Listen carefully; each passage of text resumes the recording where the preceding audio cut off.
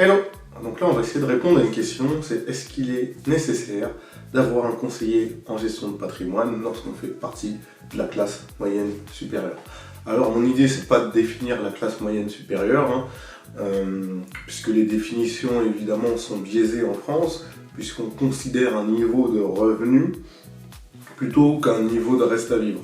Et évidemment, moi je considère une personne qui est dans la classe moyenne supérieure, quelqu'un qui est capable, en tout cas chaque mois, d'économiser entre 1005 et 2000 euros.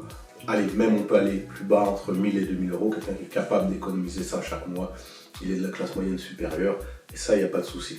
Pourquoi je dis ça? Parce que définir par rapport à un niveau de revenu, ça n'a aucun sens. Gagner 4000 euros à Paris et gagner 4000 euros à Marseille, étant donné le coût de la vie à Paris, ce n'est pas pareil. Gagner 4000 euros avec 4 enfants à charge et gagner 4000 euros avec aucun enfant à charge, de la même façon, ce n'est pas pareil.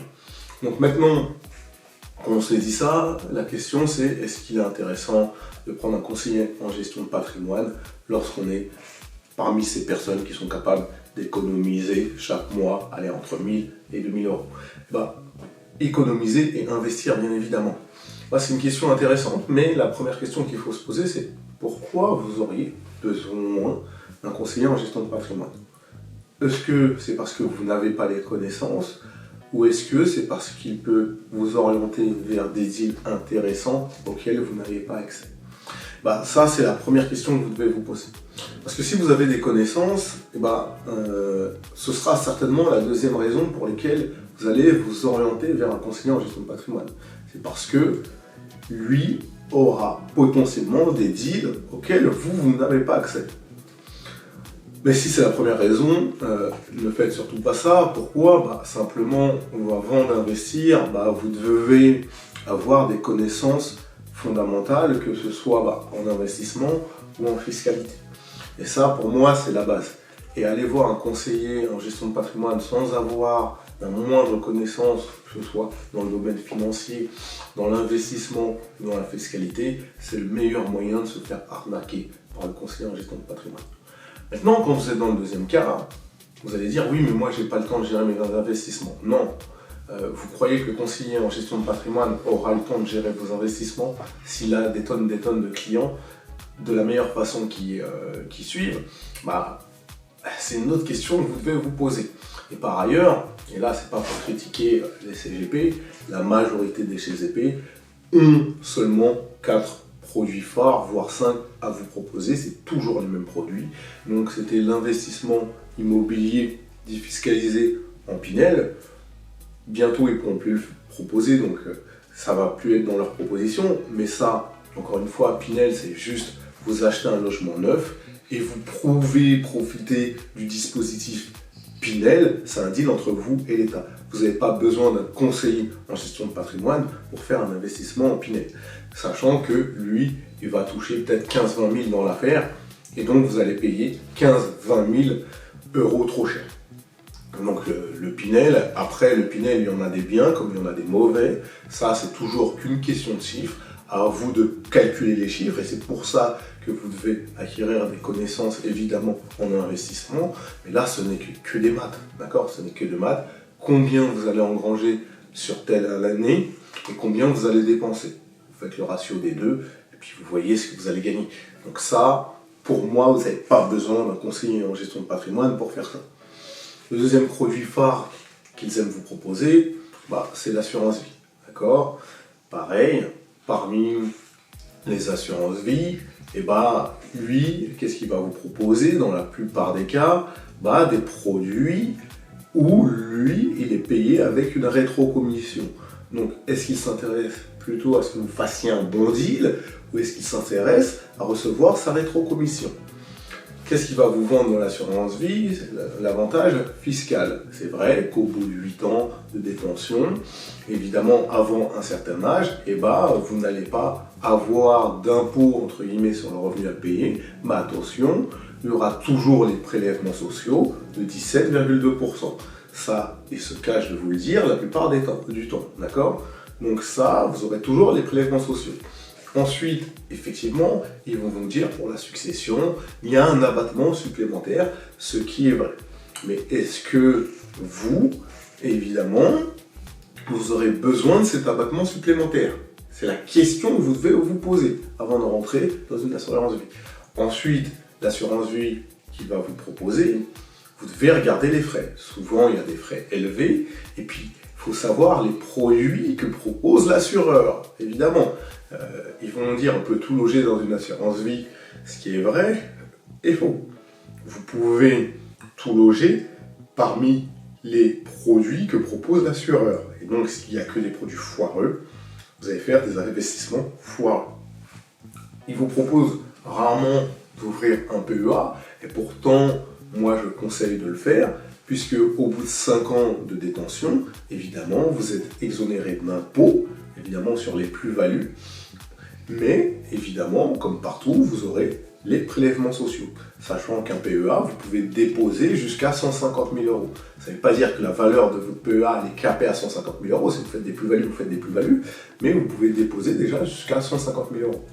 Ensuite, pour l'assurance vie, évidemment, on vous dit des abattements supplémentaires en cas de succession, etc. Mais vous pouvez préparer des donations tous les 15 ans à vos enfants. Vous avez le droit de donner tous les 15 ans 100 000 € à vos enfants. Donc, quand vous arrivez à un âge avancé, je ne sais pas, par exemple à 50 ans, vous pouvez donner 100 000 € à vos enfants sans que eux ils payent évidemment des frais dessus. Donc ça, vous pouvez le faire, mais ça, ils ne vont pas vous l'expliquer. Donc, avant d'aller dans une assurance vie, assurez-vous des frais et des produits proposés par l'assureur. C'est tout ce que je dis. Je ne dis pas que c'est mauvais une assurance vie, loin de là. Il y a des avantages fiscaux, il y a des avantages au niveau de la succession. Et voilà, vous devez savoir. Il ne vous parle jamais du compte titre, également, qui vous permet évidemment d'acheter des actions, notamment à l'étranger, actions américaines, japonaises si vous voulez acheter des actions japonaises, etc. Le compte titre, l'avantage du compte titre, c'est que évidemment, lorsque vous décédez, vos successeurs récupèrent la valeur de votre compte titre, évidemment active, c'est-à-dire que on ne va pas prendre les plus-values dessus. C'est-à-dire, imaginons que sur votre compte titre, vous avez, il y a 400 000 €, donc 200 000 € de plus-value. On considère que le successeur récupère à 400 000 € sans payer d'impôt sur la plus-value. Attention, j'ai dit pas payer d'impôt sur la plus-value, d'accord? Donc c'est juste ça. Par contre, évidemment, quand vous récupérez un patrimoine, évidemment, peu importe ce qu'il vaut, vous avez des frais de succession, il faudra les payer. D'accord? Donc voilà, ça c'était le deuxième produit que le conseiller en gestion de patrimoine aime proposer. Il le propose tout le temps. Attention, est-ce qu'il pense à sa rétrocommission ou est-ce qu'il pense à vous faire un bon deal? C'est à vous d'y réfléchir. Troisième produit, c'est le plan d'épargne retraite. Bon, ça pour moi c'est le truc à ne pas faire. D'accord? Votre argent est bloqué jusqu'à la retraite, sauf cas exceptionnel, vous pouvez débloquer. Ça, pourquoi moi je les conseille? Parce que je pense que l'âge de la retraite va faire que de reculer et qu'on n'aura potentiellement pas de retraite. Donc je vois pas l'intérêt de bloquer son argent aussi longtemps sur des supports où on ne sait pas ce que va faire l'État. Donc voilà, ça c'est un des trucs où je vous dis sincèrement, plan d'épargne retraite, moi là par contre je peux le dire, je pense que c'est de la merde. Voilà, dit comme ça, c'est clair, je trouve ça complètement inintéressant. Le quatrième, c'est les SCPI. Pareil, les SCPI, est-ce que vous avez besoin d'un intermédiaire pour souscrire à une SCPI? Bien sûr que non. Il y en a qui aiment bien les SCPI, d'autres qui n'aiment pas. Donc souvent, n'oubliez pas qu'il y a des frais d'entrée qui peuvent être de 10%. Donc ça veut dire que si vous mettez 10 000 €, sachez qu'il n'y aura que 9 000 € qui seront investis. Ensuite, la fiscalité des SCPI. Est-ce que le conseiller en gestion de patrimoine vous en parle? Ça, c'est la question que vous devez vous poser. Donc, intéressez-vous à la fiscalité des SCPI. Bon, c'est lié à la fiscalité immobilière en France, donc il n'y a rien de compliqué. Si vous la connaissez, vous savez ce qu'il y a à avoir. Et après, il y a le rendement. D'accord? Souvent, on vous vend des rendements à 4, peut-être % brut ou 5% brut. Attention, quand vous mettez les frais de gestion, quand vous mettez la fiscalité, c'est combien net? Ça aussi, vous devez vous poser cette question et après, vous devez regarder ce qui vous reste vraiment en prenant en compte l'inflation, est-ce que vraiment c'est intéressant? Et ça, vous allez le voir sur les années. Et ensuite, il y a la liquidité des parts de SCPI. Est-ce que c'est liquide ou pas? Est-ce que je peux les revendre facilement? Et est-ce que je vais les revendre à un bon prix ou à un prix supérieur? Donc voilà, c'est des questions que vous devez vous poser. Lui, le conseiller en gestion de patrimoine, sachez que vous fassiez un bon deal ou un mauvais deal, il a pris sa commission. Alors vous allez me dire, bah, il tient à sa réputation. Oui, mais le fait que vous fassiez des mauvais deals, vous vous en rendez compte peut-être 5, 8, 10 ans plus tard. Donc sa réputation, elle ne sera pas entachée. Donc ça, vous devez faire attention. Donc moi, pour moi, le meilleur conseil, c'est que vous appreniez à investir, que vous augmentiez vos connaissances, que ce soit en investissement ou en fiscalité, en fonction du type de support, et puis que vous y allez en connaissance de cause. Mais personne de mieux que vous peut gérer votre argent. Voilà, c'est tout ce que je voulais dire. Je vous souhaite une bonne journée. J'espère que vous avez apprécié cette vidéo. À bientôt.